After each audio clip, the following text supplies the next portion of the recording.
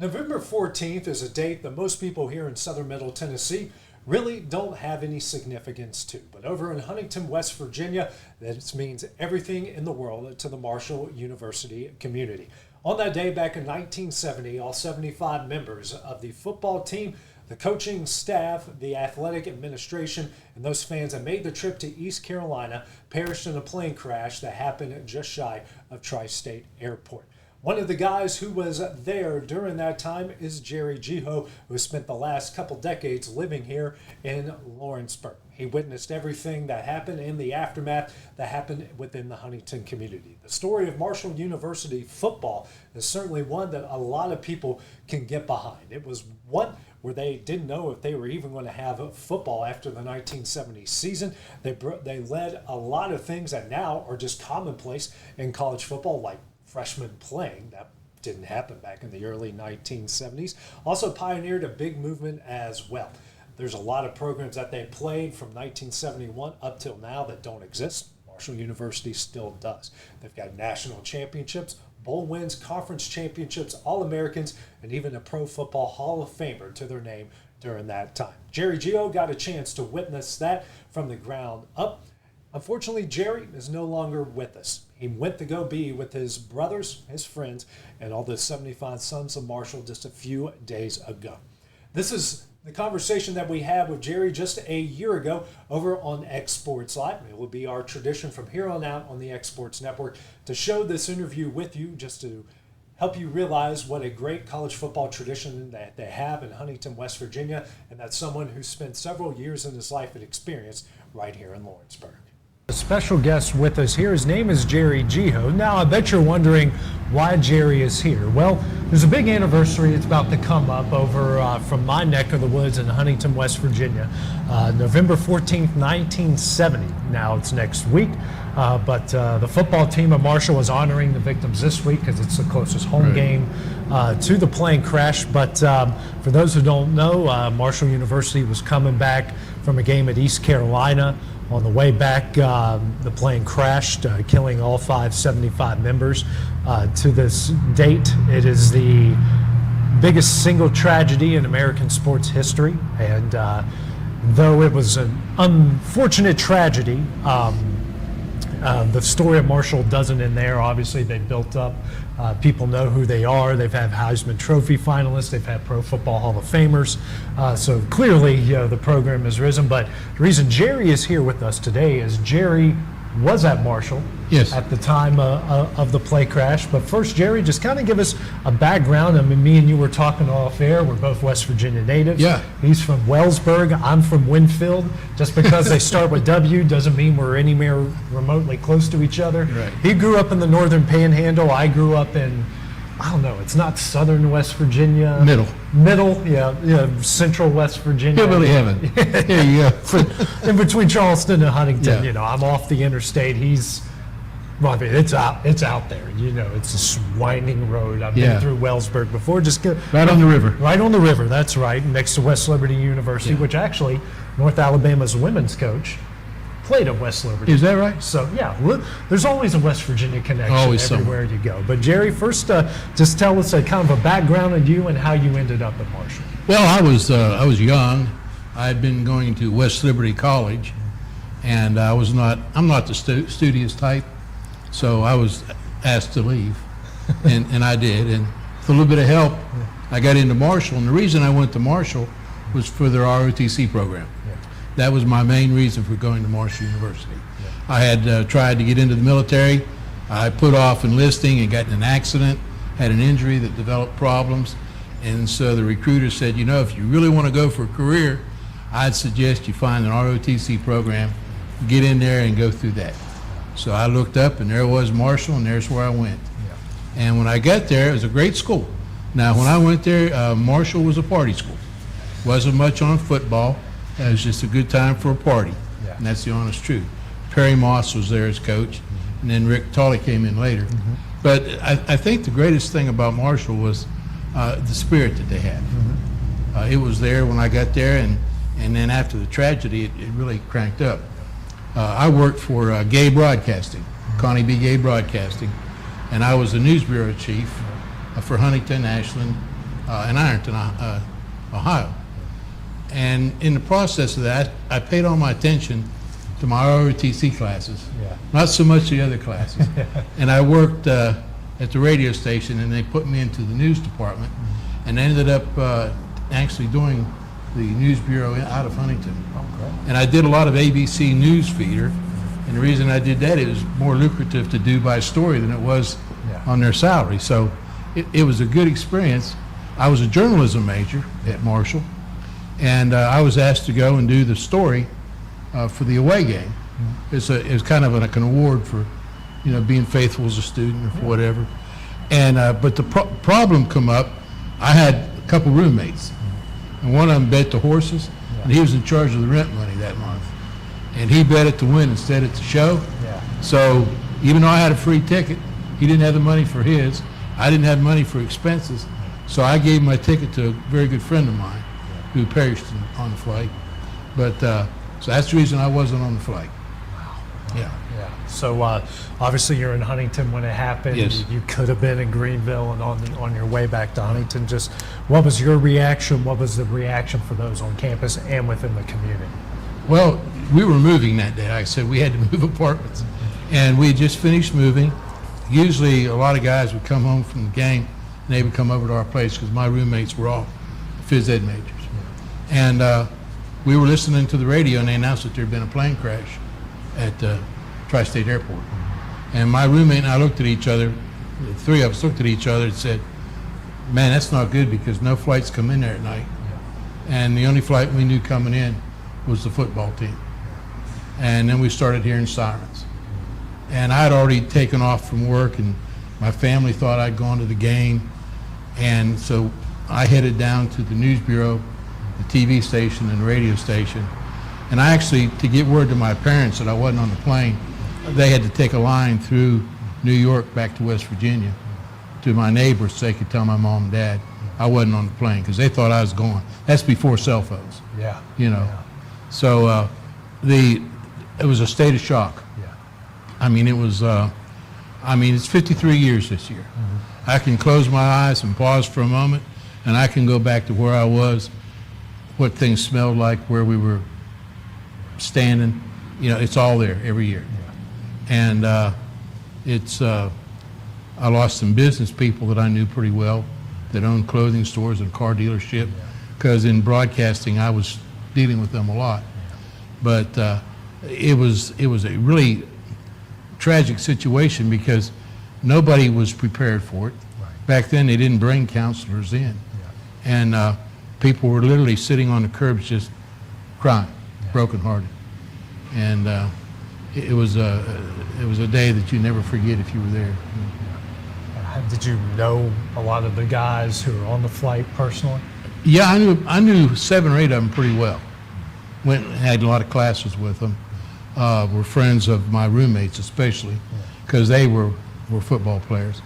Most of the football players that I knew had graduated, okay?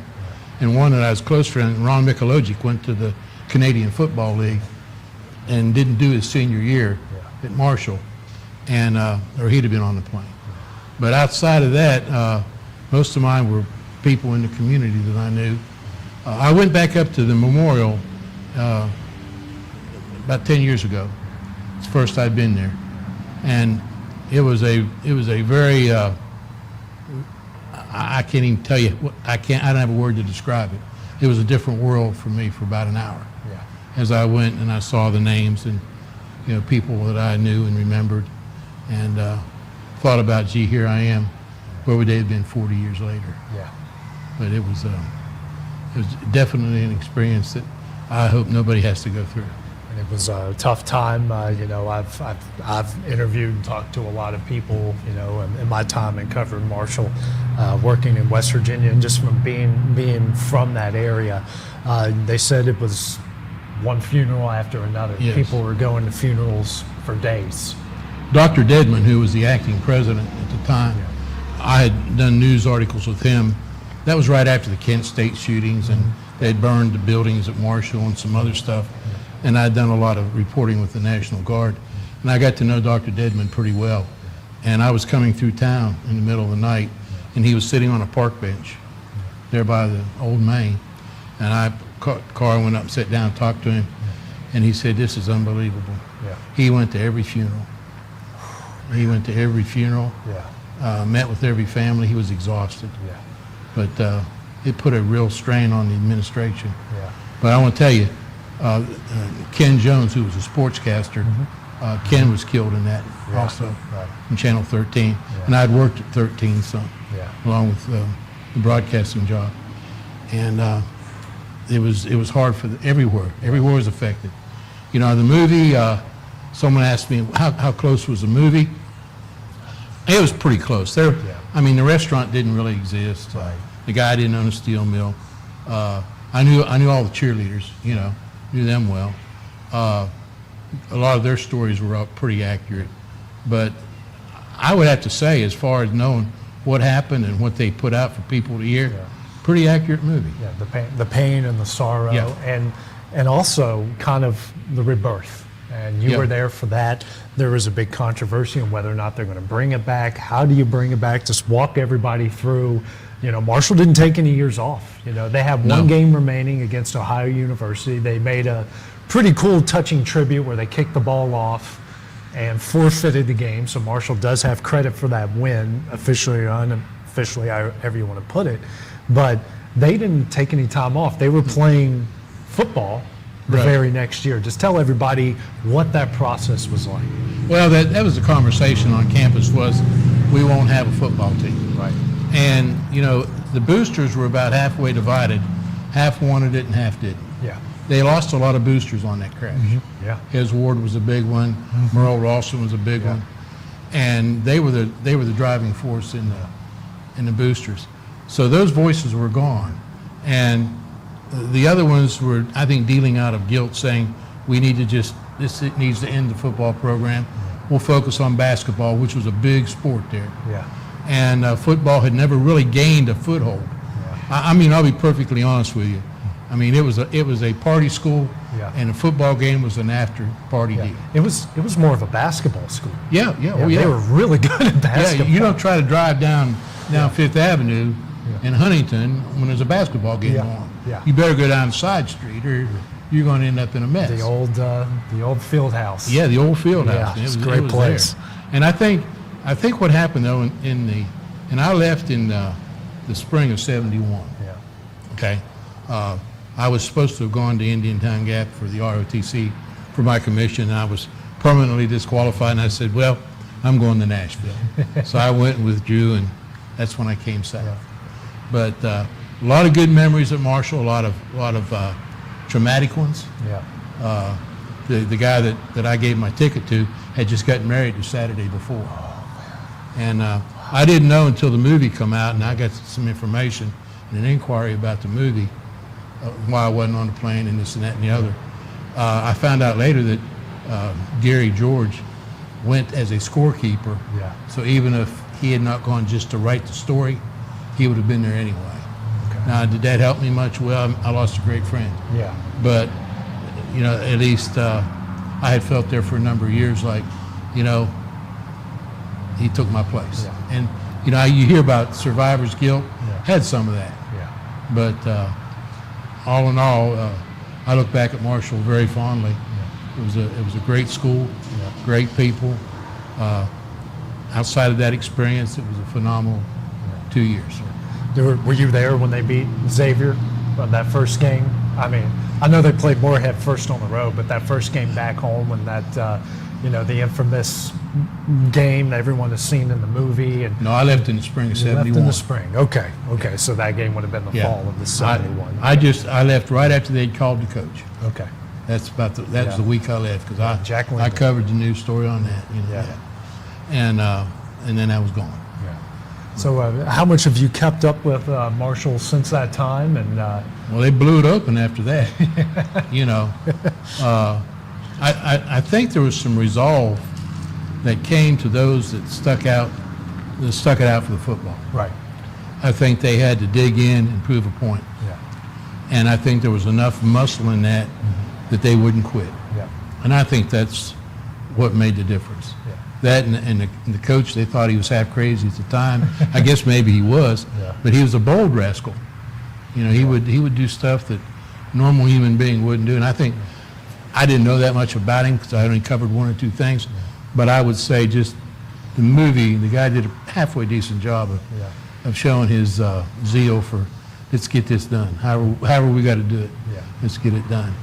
But I know I went back up there about 5 years after, and they were still reeling from it in the business community around the school.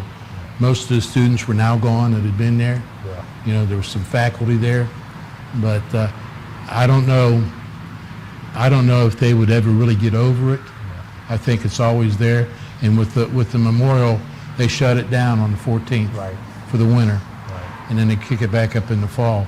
And I think that I think it's good they keep that alive because that's part of who they are. That's who they become. And for those who don't know, there's a fountain on campus that before, on the 14th, it's a fountain. They shut off the fountain, and then they reset it for, I think the first day of spring practice is what they do now. I could be wrong about that, but I know that they turn the fountain on during the spring. So all focuses around the football. All focuses around the football, and like you said, you know, it did take them a while. 84 was their first winning record. They made it to the championship game in 87, of course, FCS titles, and 92, 96. They did make it to the championship game, 91, 92, 94, and 95. But, you know, have you, since you were there at the time, does it blow your mind that, you know, Marshall, you know, with the Heisman Trophy guys, the top 10 finishes, the guys in the Pro Football Hall of Fame, and that you can watch, I mean, they're beating Virginia Tech and Purdue, and they're, does it blow your mind that you can now turn on ESPN and they can be on ESPN now?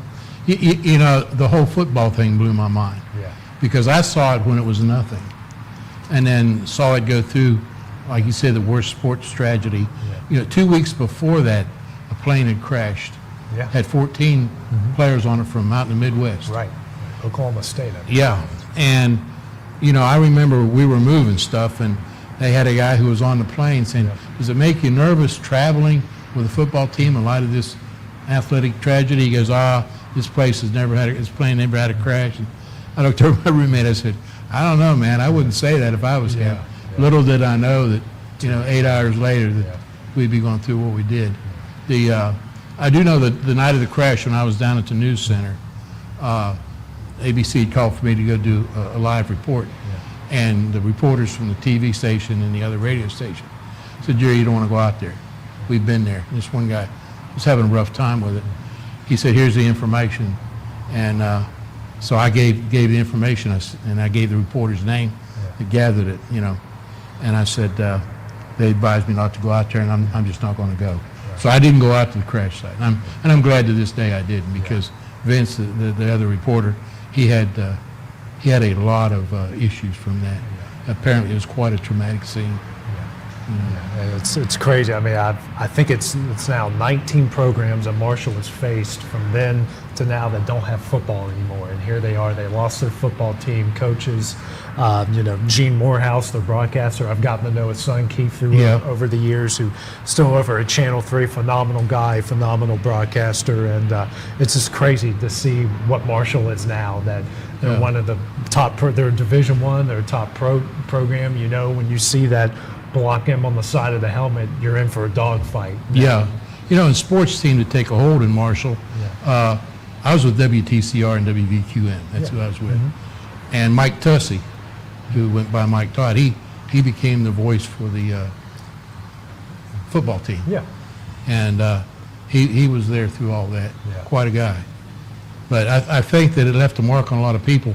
And, you know, 53 years, I was telling my wife, I said, man, you know, I didn't feel so old till I got thinking about this. But that happened over a half a century ago. And it's just like it happened last week. You know, because it's that real. I've talked to Red Dawson, who was, you know, he was a coach that went on a recruiting trip, supposed to be on the plane, gave his seat to another coach so he can go back and be with his family.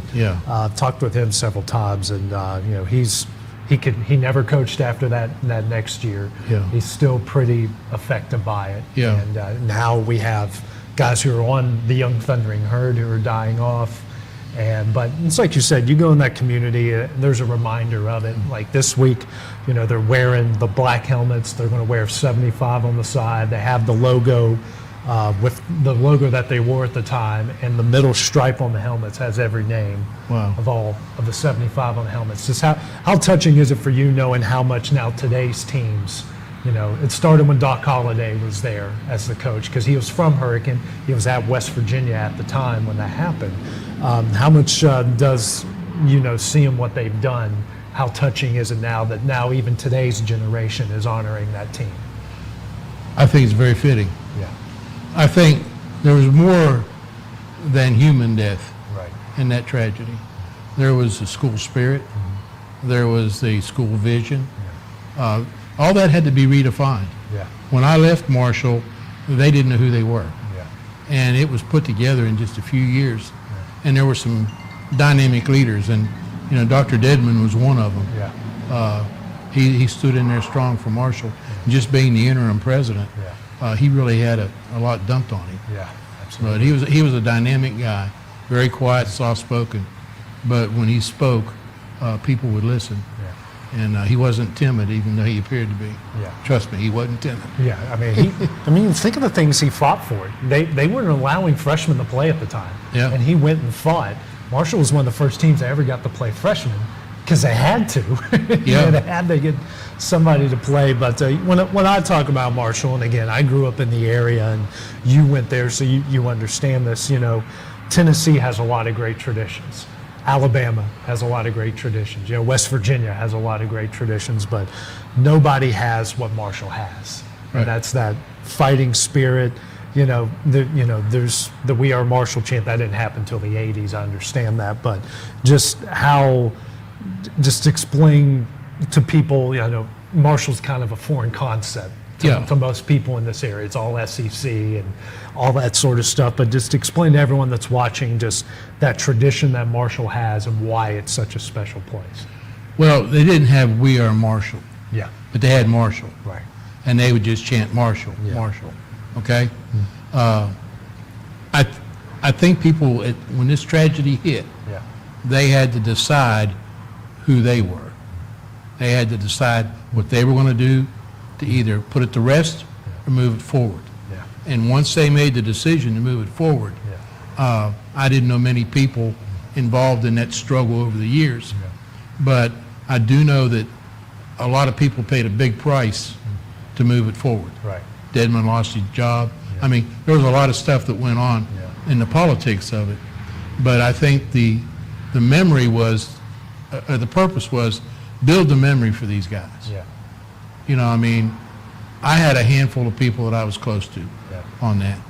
There were some on there that had multitudes of people. Yeah. Some of those, the captain of the football team, okay, he had a real struggle the rest of his life.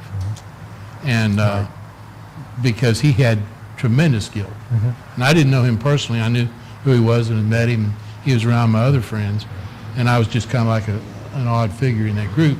But he was, his personality changed. Yeah. Just in that one incident. Yeah. I think a lot of personalities changed. Yeah. And, but Marshall, I think Marshall was a great school to begin with. Yeah. I think they had some traditions. Yeah.